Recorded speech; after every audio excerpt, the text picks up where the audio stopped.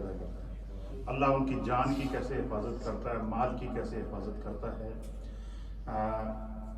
وعن الحسن یہ رضی اللہ تعالیٰ عنہ، اور اس حدیث کے جو راوی ہیں وہ حضرت سیدنا امام حسن مجتبی رضی اللہ تعالیٰ عنہ، سیدہ کائنات کے بڑے بیٹے، مولا کائنات کے بڑے بیٹے حضرت امام حسن مجتبی اس حدیث کے راوی ہیں۔ آپ بیان کرتے ہیں کہ نبی اکرم صلی اللہ تعالیٰ علیہ وسلم نے مجھے نصیحت کی۔ حضور اپنے گھر والوں کو اور اپنی امت کو کیا نصیحت کر رہے ہیں؟ آپ فرماتے ہیں قال رسول اللہ صلی اللہ تعالیٰ علیہ وآلہ وسلم، کہ نبی اکرم صلی اللہ تعالیٰ علیہ وآلہ وسلم نے ارشاد فرمایا حسنوا اموالکم بالزکاۃ۔ حضور نے فرمایا کہ اپنے مال کی، اپنی دولت کی، اپنی ثروت کی حفاظت زکوٰۃ کے ذریعے کیا کرو۔ دیکھیں جو دنیا کا جتنا بڑا دولت مند بندہ ہو اس کو خدشہ رہتا ہے پتہ نہیں میرا مال چوری ہو جائے یا کچھ ہو جائے۔ نبی پاک صلی اللہ علیہ وسلم نے فرمایا کہ اگر بندہ یہ چاہے کہ اس کا مال چوری سے بچا رہے، اس کا مال جو ہے ضائع ہونے سے بچ جائے، اس کا مال تباہ ہونے سے بچ جائے، اس کا مال دنیا کے کسی طوفان سے بچ جائے، دنیا کی کسی مصیبت سے اس کا مال بچا۔ دیکھیں نا جب زلزلے آئے ہیں یا سیلاب آئے ہیں یا سونامیز آئے ہیں تو ہم نے ان آنکھوں سے یہ منظر دیکھے ہیں کہ وہ لوگ جو اپنے مالوں سے کے اوپر جو ہے وہ ان کو اپنی دولت کا حساب ہی نہیں تھا، تو وہ اس انتظار میں تھے کہ اوپر ہیلی کاپٹر کے ذریعے کوئی بسکٹ پھینکے تو میں کھا لوں۔ جب پورے علاقے پنجاب میں ڈوب گئے سیلاب کی وجہ سے، آزمائش آ گئی نا اللہ کی طرف سے، پھر وہاں پیسہ کام نہیں آیا، ایک بات۔ دوسرا اس وقت ہم کووڈ-19 سے گزر رہے ہیں۔ دنیا میں کتنے بڑے بڑے دولت مند موجود ہیں، کئی یہ تو ایسے ہیں کہ جن کو اپنی دولت کا حساب ہی نہیں ہے، لیکن اللہ کی طرف سے آزمائش آئی تو ان کی دولت ان کے کام نہیں آ رہی ہے، کسی کے کام نہیں آ رہی ہے۔ ہم یعنی کوئی دوائی، کوئی انجیکشن کی کوئی چیز اس کے لیے نہیں لے سکتے۔ کووڈ کی ایسا یہ جراثیم آ گیا، ایسی یہ بیماری آ گئی، ایسی آزمائش آ گئی کہ دولت موجود ہے لیکن ہماری صحت کے کام نہیں آ رہی ہے۔ اس کی وجہ کیا ہے؟ اس کی وجہ یہ ہے کہ کہیں نہ کہیں تو امت سے غلطی ہوئی ہے۔ اللہ کے رسول نے ہمیں کہیں نہ کہیں تو ایسا دیا تھا کہ ہم اپنے اموال کی، اپنی جان کی، اپنی عزت کی، اپنی توقیر کی، اپنے گھر کی، اپنے خاندان کی، اپنے معاشرے کی، جس ماحول میں ہم رہ رہے ہیں اس ماحول کو ہم سیرت رسول اور سنت رسول کے مطابق گزاریں۔ تو نبی اکرم صلی اللہ تعالیٰ علیہ وسلم نے امام حسن کو مخاطب کر کے سب سے پہلی نصیحت کیا فرمائی؟ کہ میری طرف ہو جاتے، سب سے پہلی نصیحت کیا فرمائی؟ حسنوا اموالکم بالزکاۃ۔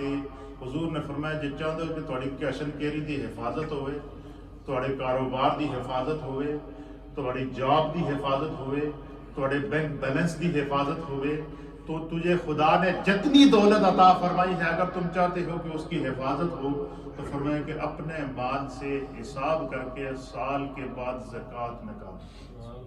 کیا کرو؟ فرمایا جب تم اپنے مال سے زکوٰۃ نکالو گے تو اب تمہارا وہ تم نے اپنے اس مال کا حق ادا کر دیا، اب تم نے اپنے اس مال کو خدا کے سپرد کر دیا، اب اللہ فرشتوں کے ذریعے اس کی حفاظت کرے گا۔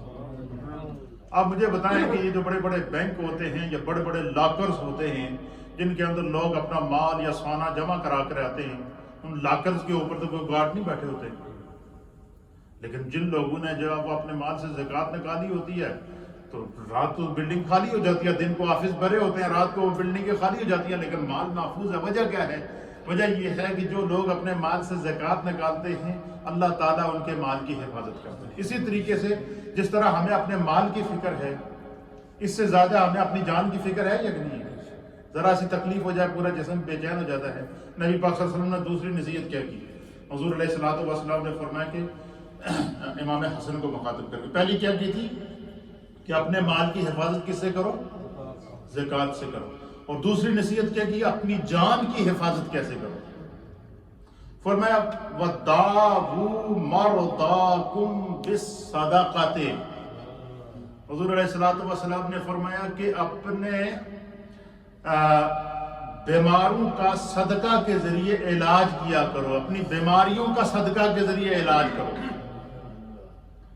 جتنی بڑی بیماری ہو، جتنی بڑی مصیبت ہو، جتنی بڑی پریشانی ہو، فرمایا کہ سب سے پہلے اپنی جان کا صدقہ نکالا کرو۔ ہم جان کا صدقہ نکالتے ہیں، جس طرح کہ مولانا نے اشارہ کیا کہ پینس تلاش کرتے ہیں جڑی سارے تھوڑی چھوٹی ہوئے وہ نکالو، یا جڑا جو کام کا نہ ہوگا اس کا نکالو۔ فرمایا کہ جتنا اچھا صدقہ بندہ اللہ کی بارگاہ میں دے گا۔ اچھا، اس کی ایک مثال ہمارے سامنے موجود ہے۔ جب اللہ تعالیٰ نے صدقات اور زکوٰۃ کو سب سے پہلے فرض کیا نا، یہ حضرت آدم علیہ نبی علیہ الصلوۃ والسلام کو دنیا میں بھیجا، اور ساتھ میں باقاعدہ جو ہے وہ اس کے احکام نازل کر دیے۔ تو حضرت آدم علیہ السلام کے 2 بیٹے تھے، 2 بیٹوں کو اللہ نے مال و دولت دیا، اور مال و دولت دیا اللہ تعالیٰ نے۔ قرآن نے اس منظر کو بیان کیا ہے کہ حضرت آدم علیہ السلام کے 2 بیٹوں کو اللہ تعالیٰ نے کیا کیا، مال اور دولت دیا۔ اور جب مال و دولت اللہ تعالیٰ نے ان کو دیا تو ان سے کہا، حضرت آدم سے کہا کہ اپنے ان بیٹوں سے کہے کہ اللہ کے راستے میں مال خرچ کرے۔ تو ایک بیٹے نے اس کو اللہ نے بکریاں دی تھیں، بڑی اچھی خوبصورت قسم کی بکریاں تھیں۔ ان میں سے جو سب سے بہترین بکری تھی نا، سب سے بیسٹ ون جو اس کے پاس بکری تھی، وہ اس نے اللہ کے راستے میں خرچ کیا۔ اور دوسرا جو اس کو اللہ تعالیٰ نے کھیتی باڑی بڑی دی تھی۔ دوسرے کو جب وہ کہا کہ صدقہ نکالو، اللہ کے راستے میں مال نکالو، تو انہوں نے کیا کیا جی، اس نے کیا کیا کہ وہ اپنی ساری جب فصل جمع کی نا، تو جڑی سب تو خراب فصل سی، سڑی ہوئی، وہ جمع کر دی۔ اچھا، اس دور میں یہ ہوتا تھا کہ اللہ کی طرف سے آسمان سے ایک آگ آتی تھی، اور وہ صدقے کو یا تو جلا لیتی تھی، یا کوئی ایسا نور آتا تھا اس کو اٹھا لیتا تھا۔ جو اللہ کی بارگاہ میں قبول ہو اس کو قبول اٹھا لیا جاتا تھا، اور جو قبول نہ ہو تو وہ وہیں رہ جاتا تھا۔ یہ اعلان ہوتا تھا کہ تیرا مال، تیرے مال میں کوئی نقص ضرور ہے جو اللہ نے قبول نہیں کی۔ اب مجھے بتائیں اس سے بڑا کرم ہم پہ کیا ہوگا کہ رحمت للعالمین کے آقا کے صدقے ہم وہ کون سی برائی ہے جو نہیں کرتے، لیکن اللہ نے پردہ رکھا ہوا ہے۔ کیوں؟ اللہ تعالیٰ نے قرآن میں فیصلہ کیا کہ میرے محبوب، جب تک آپ کا وجود اس زمین پر موجود ہے میں نے ظاہری عذاب اٹھا لیا ہے، کیونکہ آپ کو میں نے رحمت للعالمین بنا کر بھیجا ہے۔ تو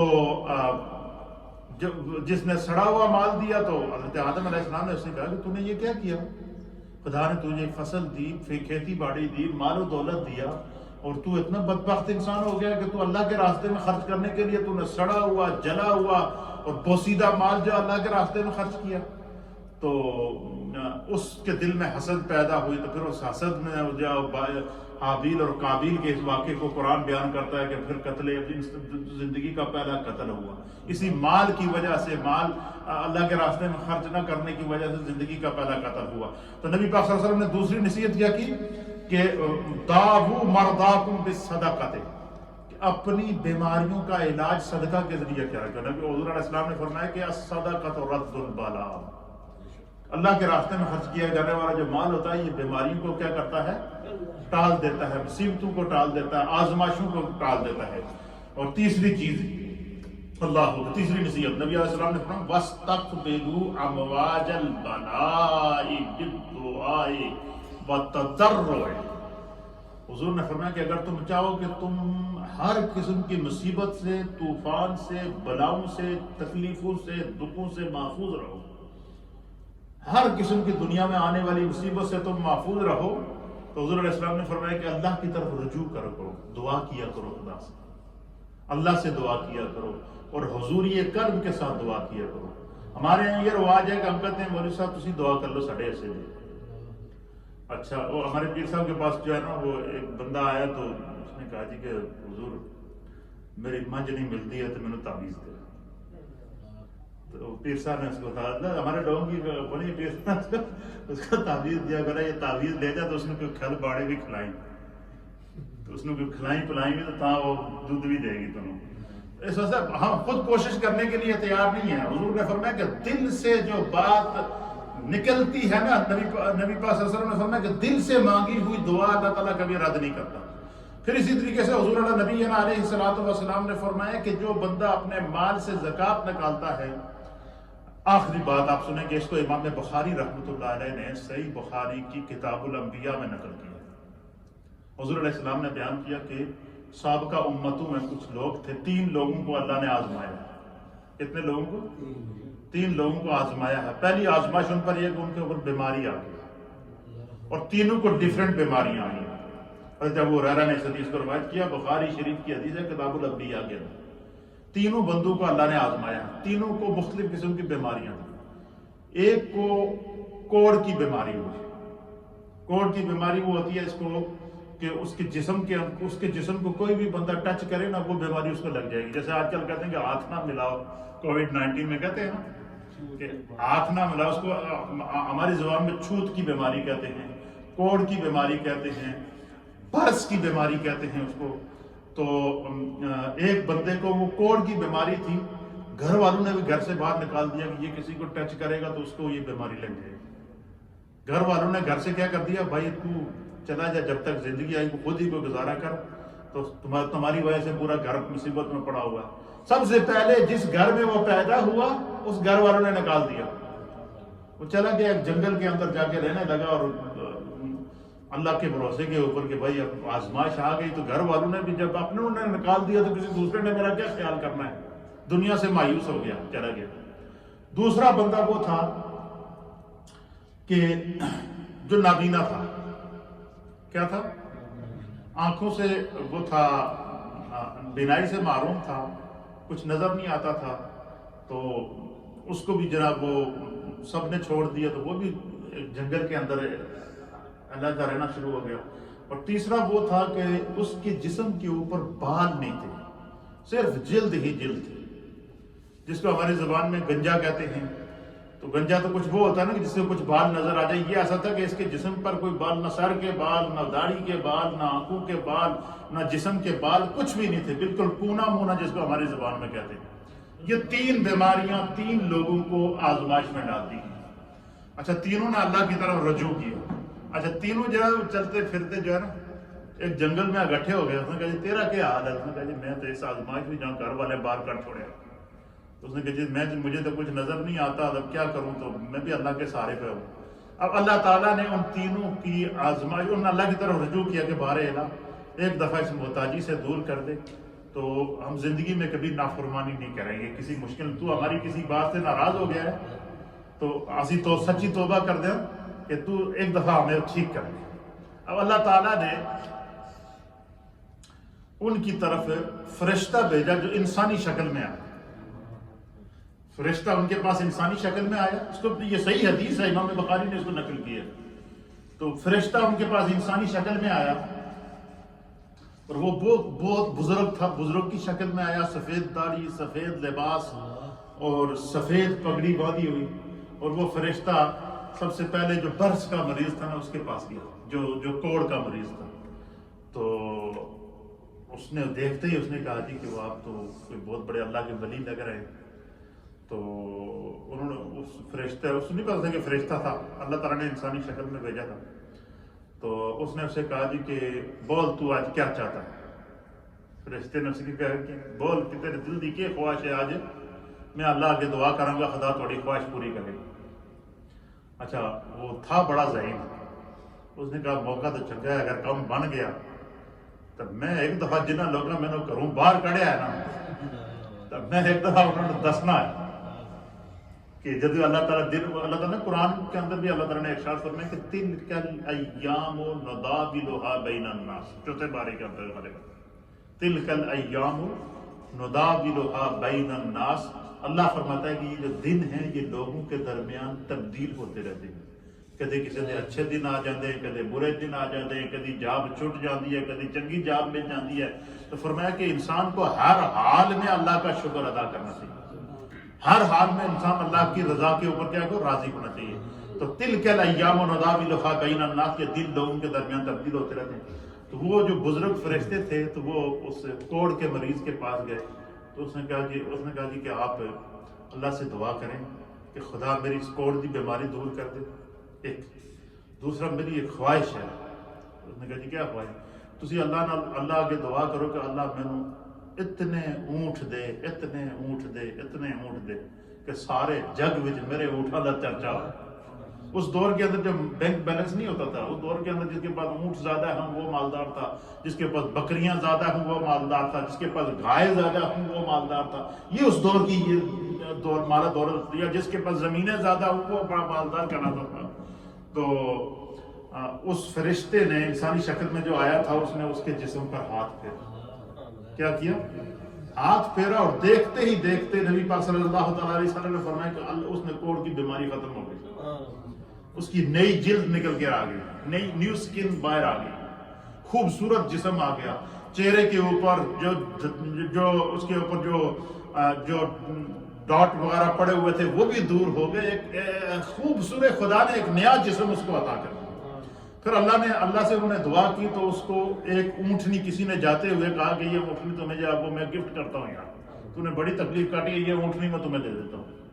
اچھا وہ اونٹنی اس کو دی، اس اونٹنی میں اللہ نے برکت پیدا کی، اس اونٹنی نے آگے بچے دیے، پھر اس سے آگے اونٹوں کے جنگلوں کے جنگل، اس کے کئی استبل بڑے بڑے بن گئے جہاں پہ اس نے اونٹوں کو ٹھہرایا ہوا تھا. پھر آگے ان اونٹوں کی خدمت کے لیے آگے اس نے ہزاروں نوکر چا کر رکھ دیے. دن بدل کے زندگی کے جی وہ ٹکرا گیا اللہ والا، اور اس نے دن کیا کر دیے؟ بدل دیے.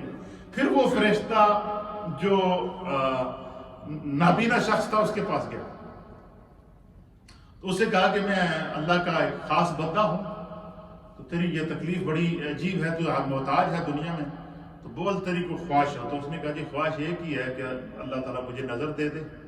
اور انہوں نے اس کے سر پہ ہاتھ پھیرا نا تو اللہ نے اس کی بینائی لوٹا دی.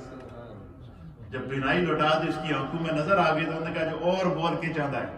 انہوں نے کہا تسی اللہ کے دعا کرو کہ خدا مینوں اتنیاں بکریاں دے، اتنیاں بکریاں دے کہ سارے جگ وچ میری دولت کا چرچا.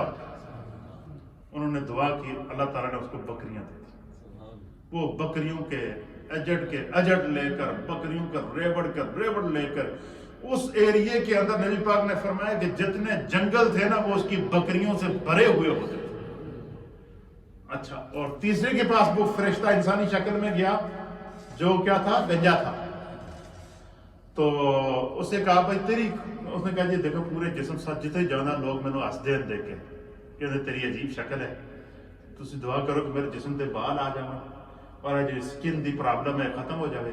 انہوں نے فرشتے نے اس کے اوپر انسانی شکل میں فرشتے نے ہاتھ پھیرا تو اس کی سکن واپس آ گئی، بال واپس آ گئے، بالکل تندرست ہو گیا. انہوں نے کہا ہن دس تو کی چاہیے؟ اس نے کہا جی تسی اللہ کے دعا کرو کہ خدا مینوں گائے دے. اتنیاں گواں ہوئے میرے کو کہ سارے جگ وچ میں دودھ سپلائی کروں.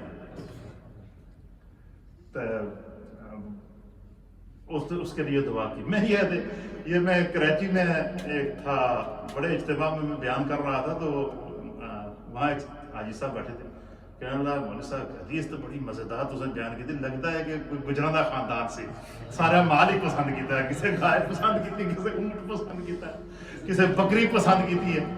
تو میں نے کہا جی اس دور کی دولت ہی ایسی ہوتی تھی. اچھا سب کو مل گیا اور اپنی دنیا میں دھن میں مست ہو گئے. عرصہ گزر گیا، نوکر چاکر پھر ان کے آگے، پھر عرصہ دراز گزرنے کے بعد پھر وہی فرشتہ اللہ کی طرف سے دوبارہ نازل ہوا.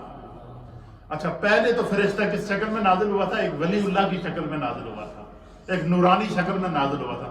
اب جو فرشتہ انسانی شکل میں نازل ہوا نا تو وہ ایک مسکین، ضرورت مند، پھٹا ہوا لباس، غریب کی صورت میں، ضرورت مند کی صورت میں وہ فرشتہ نازل ہوا.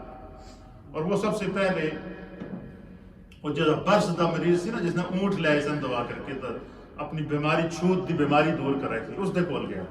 اس کو کہا یار میں بڑا غریب آدمی ہوں، کھانے پینے واسطے کچھ نہیں ہے، سارے میرے جڑے خاندان والے سن نا انہیں میری غربت نبھائی تو میں نے دھکے مار کے گھروں باہر کر چھوڑے. تینوں خدا نے بڑی دولت دیتی ہے، ہر جگہ تیرے اونٹاں دا چرچا ہے، سارے جنگل نوکر چاکر تیرا ہی نام گیا میرے.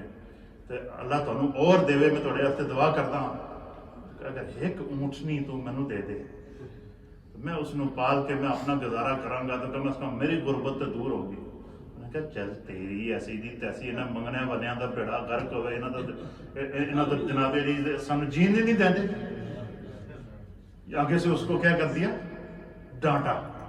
اچھا جب ڈانٹا اس کو تو اس نے کہا جی کہ چلو جی ٹھیک ہے تسی دیو نہ دیو تھوڑی مرضی لیکن تسی ساڈی تذلیل تو نہ کرو نا جی غریب آدمی اور غربت کی اور ضرورت مند کی تذلیل تو نہ کرو ایسا تو نہ کرو تو کیا پتا خدا نہ کرے کہ تمہارے اوپر بھی کہ ایسے دن گزرے کہ نہیں میں تو خاندانی رئیس ہوں میں تو خاندانی چودھری ہوں میں نے تو اللہ تعالیٰ نسل در نسل امیر بنایا ہے اس نے کہا جی سوچ لو تو اس نے کہا نہیں بچہ تو یہاں سے جائے گا یعنی تیری میں پھر تمہیں تکے دے ہوگا نکلواؤں نوکرا کو اب کیا آ گیا مال بھی آیا اور مال کے ساتھ تکبر آ گیا اب وہ بھول گیا کہ میں کس حال میں تھا کہ کوڑ کا مریض تھا کس حال میں تھا کہ میرے خاندان نے بھی مجھے گھر سے باہر نکال دیا تھا کس حال میں تھا کہ مجھے جو ہے وہ سب لوگ مجھ سے نفرت کرتے تھے اور خدا نے مجھ پر کرم کر کے مجھے صحت بھی دیا اونٹ بھی دیے مال بھی دیے نوکر چاکر بھی دیے پوری دنیا میں مجھے عزت اور تکریم دی ہے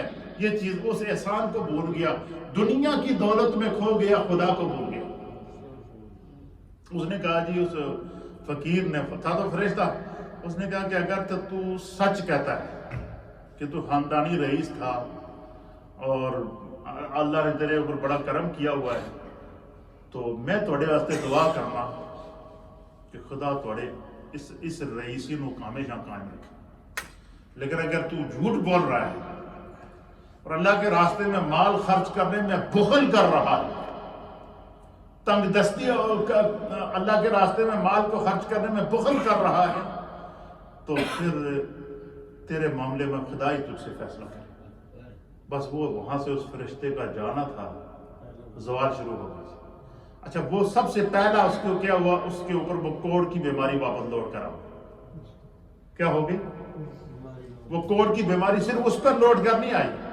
اس کے جتنے اونٹ تھے ہر اونٹ کو وہ بیماری لگی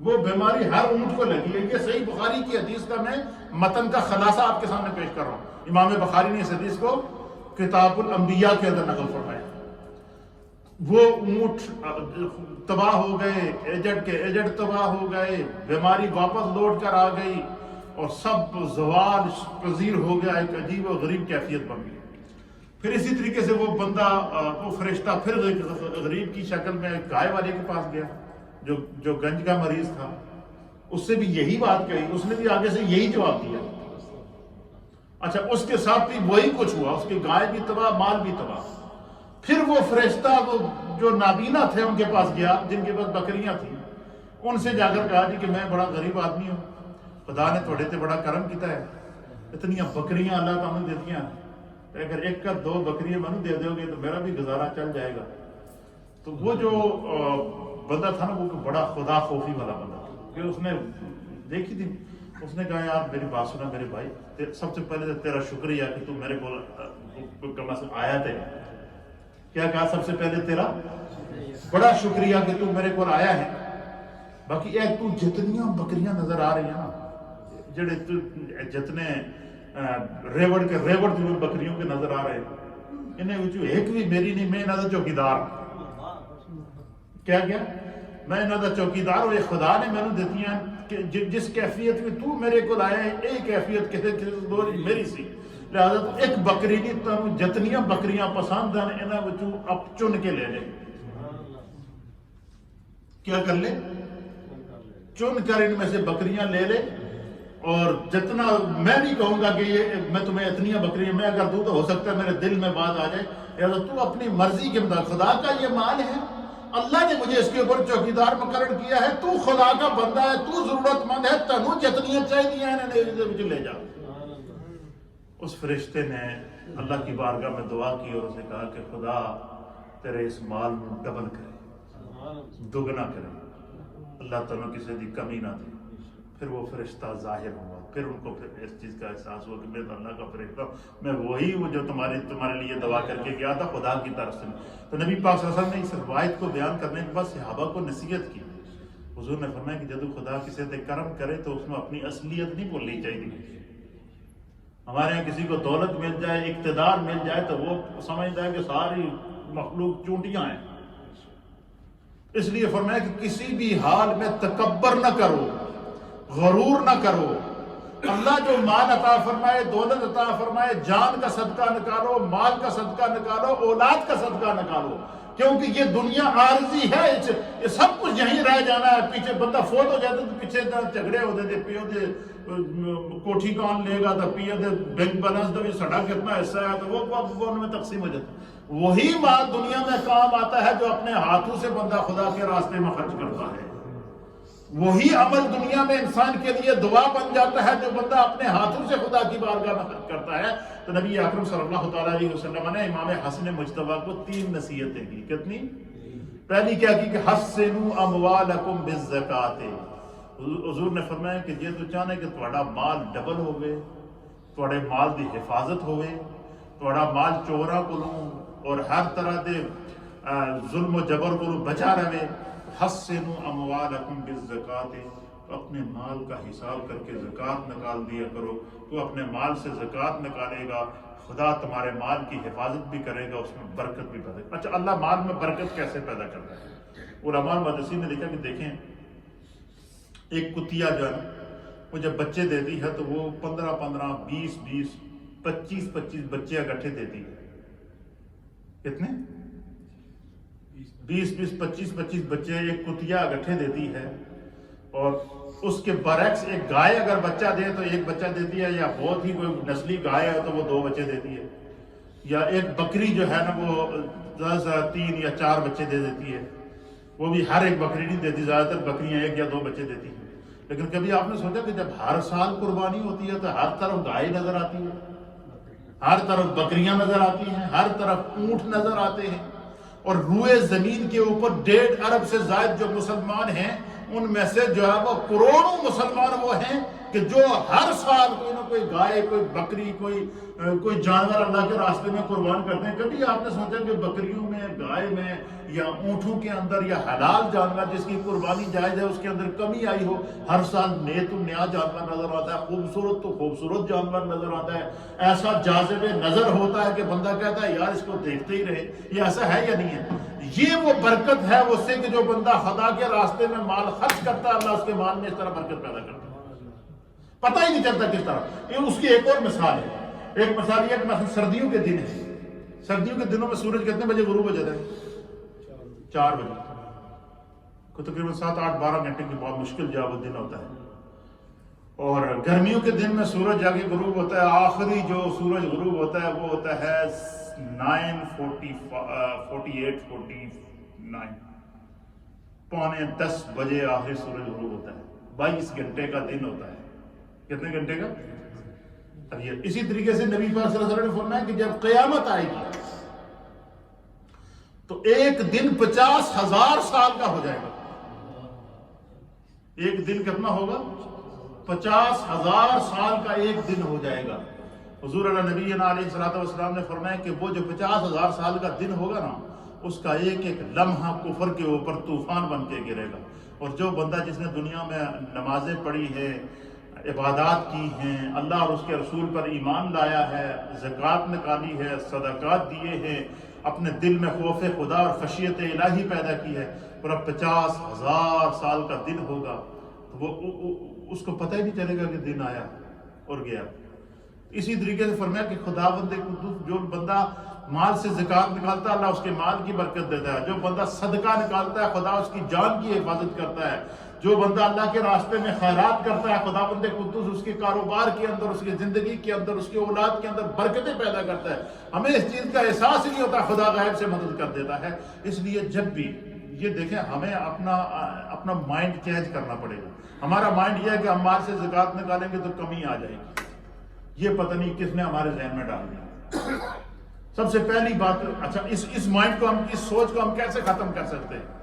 اس سوچ کو اس طرح ختم کر سکتے ہیں کہ ہمارا یہ مائنڈ ہونا چاہیے کہ اللہ کا شکر ہے اس نے میرے مال دیتا ہے. وہ کہ جو ذات مجھے مال دینے پر قادر ہے وہ مجھ سے لے بھی تو سکتی ہے. کیا وہ مجھ سے لینے پر قادر نہیں ہے؟ کیا وہ مجھے جو ہے وہ کسی اور اس سے بڑی آزمائش میں نہیں ڈالے گا؟ اس لیے فرمایا کہ اس لیے میں نے کل حدیث آپ کے سامنے بیان کی تھی. حضور علیہ الصلوۃ والسلام نے فرمایا کہ غنی یہ نہیں ہے کہ جس کے پاس بہت بڑا مال و دولت ہو، بینک بھرے ہوئے ہو. حضور نے فرمایا غنی وہ ہے جس کا دل غنی ہے. اللہ کے نزدیک مالدار وہ ہے جس کا دل غنی ہے. دل غنی کا جب خدا کے راستے میں دینے کے لیے آئے تو مال کی پرواہ نہ کرے. جان کی پرواہ نہ کرے، اولاد کی پرواہ نہ کرے، اپنے رب پہ نظر رکھے کہ جس نے مجھے دیا ہے، جس نے مجھے عزت دی ہے، وہی میری جان کی حفاظت کرنے والا ہے۔